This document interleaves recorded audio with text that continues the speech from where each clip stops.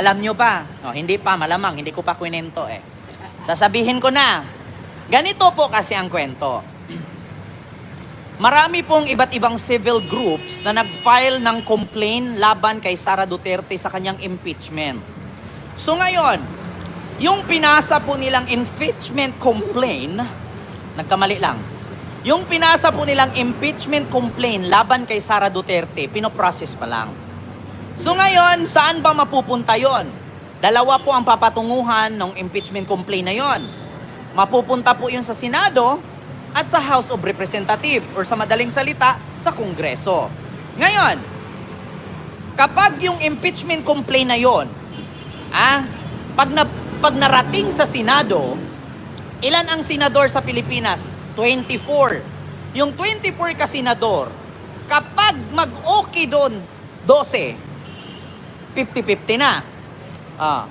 Ngayon, ilan ba ang congressman sa Pilipinas? 300 plus, sabihin natin 390. Yung 390 na yun, kung 180 ay mag-okay doon, na i-impeach si Sara, at 12 sa 24 ka senador ay mag-okay na i-impeach si Sara, talaga pong tagilid po talaga si Inday Pusit. Talagang matatanggal po siya bilang Vice President ng Pilipinas. Ngayon, ang tanong, Ken, kapag sakali na matanggal si Sara bilang Vice President ng Pilipinas, ano pong mangyari sa kanya? Malamang kapag natanggal po siya, wala na siyang power. Hindi na po siya ang Vice President. Ngayon, kapag natanggal si Sara, ano pong mangyayari sa kanya? Pwede pa po ba siyang tatakbo? Wala na po siyang karapatang tumakbo kahit sa anong posisyon sa gobyerno. Kasi alam niyo po kung bakit. Tinanggal po siya eh. Binutuhan po siya ng Senado at Kongreso at tatanggalin po siya. So once pag natanggal siya, impeach, mawala ng power, may possibility pang makulong at matuloy-tuloy ang kanyang mga kasong kinakaharap. So ngayon, may possibility pa ba siya o pwede pa siyang tumakbo? Sa politics, wala na po. Maliban na lang kung si Pangulong Bongbong Marcos bigyan siya ng pardon. Pag binigyan siya ng pardon, may karapatan pa siyang tumakbo. Diba? MC Benzel, huwag kang magsabing bobo kasi kalahi nyo lang ang bobo. Huwag kang tanga. Diba? O, kasi pag ako pa naman magmura sa buwa ka ng ina mo, ang pangit ng lahi mo, mamatay ka na. O, masakit. O, kapag natanggal si Sara Duterte bilang Vice President ng Pilipinas, wala ng kawatan. O, natanggal na eh. Ngayon, pag natanggal siya, wala na siyang karapatang tumakbo or kahit anumang posisyon sa politiko. Maliban na lang kung bigyan siya ng pardon ni Pangulong Bongbong Marcos. Ngayon, kung ako ba si Bongbong Marcos na ipapapatay ni Sara, magbigay pa ba ako ng pardon? Di na. Diba? Ikaw ba naman sabihang, putang ina mo, Bongbong Marcos, Sara Araneta Marcos. Sara, Lisa pala. Binaliktad ko lang. Gusto ko kasing murahin si Sara eh. Putang ina mo, Bongbong Marcos, Lisa Marcos, Martin Romualdez. Naalala mo ba, Lisa Marcos? Putang ina mo, diba? Ganon. So ngayon, sa tingin mo, si BBM, bibigyan pa niya ng pardon si Sara? Malamang sa maramang hindi na. Diba? So ngayon, sino ba ang presidente na na-impeach noon? Si Erap. Si Erap po, na-impeach, binigyan ng pardon, nakatakbo muli bilang mayor ng Maynila. Sa ngayon, hindi na yata tumakbo si Erap, ugod-ugod na, ngungo na eh. Hindi na maintindihan mga sinasabi eh. Mga marireño, kumusta po kayo? Kapag ako ang beroro ninyo, ihahagis ko yung basura, susundin ko si Sipurn, mga manireño. Diba? Ganun na si Erap, kaya hindi na tumakbo. Ngungo na eh. Kaya si Sara, kapag na-impeach, malamang sa malamang, bawal na siya pumasok sa politika. Ngayon ang tanong, kapag natanggal ba si Sara Duterte bilang Vice President in the Republic of the Philippines, sinong papalit sa kanya? Tatlong klase po ang pwedeng papalit kay Sara. Either ang pinakaunang senador o number 1 senador sa Pilipinas, Ruben Padilla. Pangalawa, pwede rin ang papalit sa kanya ang Senate President na si Chis Escudero. Or pangatlo, ang House of Representative or House Speaker, Martin Romualdez. Tatlo lang. At pang-apat, pwedeng si BBM ang mamili kung sinong gusto niyang maging Vice President. Yun po yun. Kapag si Sara Duterte ay natanggal bilang Vice President ng Pilipinas, may karapatang mamili si Bongbong Marcos kung sino ang gusto niyang ipalit na Vice President ng Pilipinas at bubutuhan ito ng Kongreso at Senado. Or else, ipapalit si number 1 Senador Robin Padilla or di kaya si Senate President Chis Escudero or di kaya si House Speaker Martin Romualdez ng House of Representatives. Yon po yon. Ordinary Google account, abogado ka ba? Tanga ka. Una pa lang sa sinabi ko sa live, hindi ako abogado, pero nanonood ako sa mga sinasabi ng abogado. Wag tanga. Di ba? Palibasa kasi manonood ka, yung nasa kalagitnaan na tayo ng pagyaw-yaw eh. Mag-rewind ka. Di ba? Oo. Jun Pipito, puro kabaha. Tangina mo, Davao lang naman binabaha. Hahanapin mo ko, Boy Tots, wala akong pakialam sa pangit ng pangalan mo. Di ba? Oo. Kaya yun po ang katunayan at kadahilanan.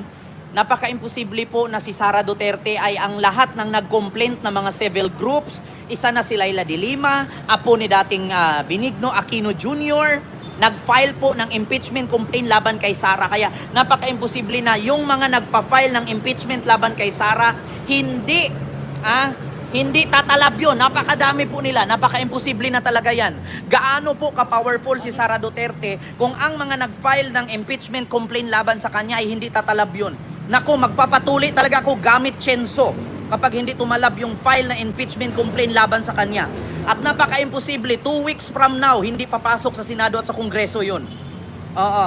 Yun nga lang, ano ba ang consequences ng pag-file ng impeachment complaint?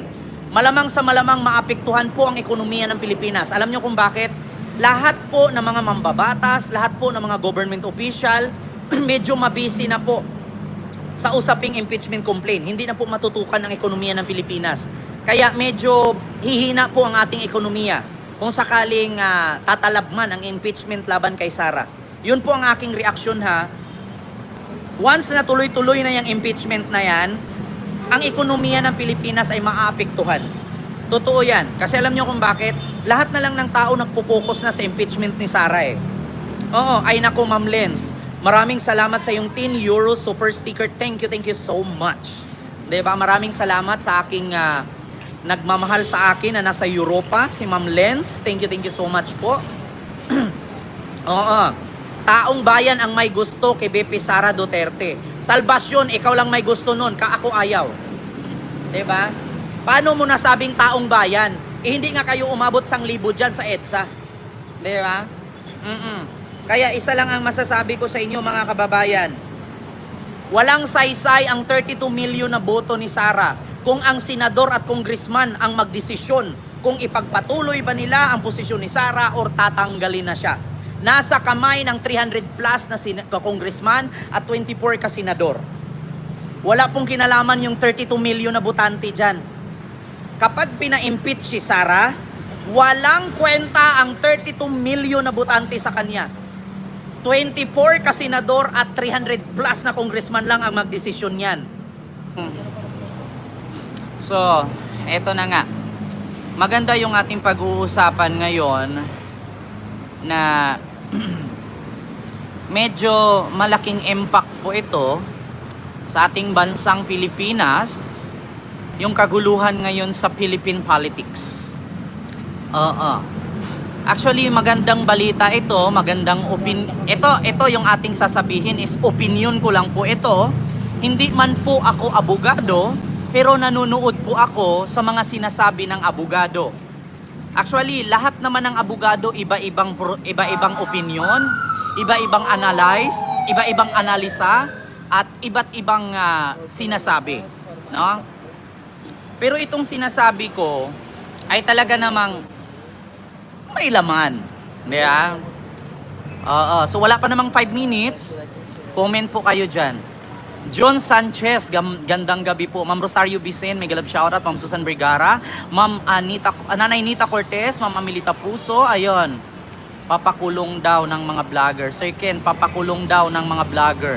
Sino Tita Nida Pimentel? Pagkakaalam ko, mga vlogger ng DDS, tinutugis ng NBI. Ay naku, buti na lang hindi ako DDS vlogger. Buti na lang hindi ako DDS vlogger. Hindi ako tinutukhang. Hinahanap ng NBI. Eto na. Ay, nako, Diyos mio, Marimar, anak ni Jesus. Hindi ko alam sinong kumadrona. Ma'am Alicia, hello po, good evening sa inyo dyan sa Pilipinas. Ma'am Alicia, hello po. Ma'am Arlene Merliano ng Marikina. Ma'am Raquel Borromeo, may kalab, shoutout. Nako, maganda yung ating pag-uusapan. Wala pang 5 minutes, so comment po kayo para ma-shoutout. Sa mga hindi ko po ma-shoutout, at malamang hindi po kayo yun supporter, mga basher po kayo pag hindi kayo na-shoutout. Diba? So comment, like, share, and subscribe. Magpapadami po tayo. DDS, mga vlogger, ipapakulong. Nako. Buti na lang hindi ako DDS vlogger. Oo, kasi kung nagkataon DDS vlogger ako, nako, ititikloin ako ng NBI. Oo, nako. Dapat kumain ka dyan ng piatos. Kaya nga, Ma'am Rosario Bisin, walang piatos, mahal wala ko pambili Leo Versosa, hello po. Ay, Sir Leo Versosa, kaano-ano mo si Sam Versosa? Oo, nangungulilat sa survey ng Maynila bilang mayoral candidates. May kalab shoutout sa inyong lahat. Nako, pasensya po kayo, medyo maaga-aga po ating live ngayon. Dapat talaga mga sinungaling sabi ni Sir Arnel Fernandez. Kaya nga wala. Kung ako, kahit naman ako, Sir Leo Versosa, hindi ko talaga ang sasabihin kamag-anak ko yan. Bakit? Hindi naman ako scammer Madadamay pa tayo. Titay Vlogs dyan sa Canada. Mega love shoutout. Nako. Sa mga taga-Canada, wala na bang snow dyan? Padalhan nyo naman kami ng snow. Isabel Sino, hello po sa iyo dyan, ma'am. Sir Anel Fernandez, hello po. Ma'am Shirley Larida, good evening, Sir Kent at BB Kenzo. Mega love shoutout din Palaboy. Nako. Mga basher, pasok kayo sa live ni Sir Kent. Fuck you kayong lahat sa Earth, sabi ni Ma'am Amelita Puso. Mami Bel Jobson, Ma'am Susan Vergara. Naku, maraming salamat. Love sa iyo, Ma'am Susan. Oy, support BP Sara. Naku, hindi na ako sa supporter ni BP Sara. Oy, putangin na mo, Mongbong Marcos. Lisa Aranita Marcos. Martin Romualdez. Putangin na mo. Di ba sabi ni Sara yon? Ginaya ko lang. Sana makulong rin si... Nako, ayaw ko pangalanan yung mga pangalan, Ma'am Alicia, kasi mga kaibigan ko yan. Mga kaibigan ko yan, pero wala naman akong pakialam sa kanila. Actually, marami po akong kaibigang vlogger ng DDS. Hindi po ako nangingialam sa vlog nila, basta wag nila akong pakialaman. Yun lang, mag-vlog sila ng vlog nila, mag-vlog ako ng vlog ko. Wag nila akong pakialaman. Diba? Ma'am Arlene Merliano ng Marikina, Nanay Nita Cortez, ayun, maraming salamat po. So eto na nga, sabi ni Sugar, hello po. Hello po sa inyong lahat. Alas 8 na. 6 and 32 seconds na tayo. 6 minutes na. So eto na ang start ng live natin ngayon.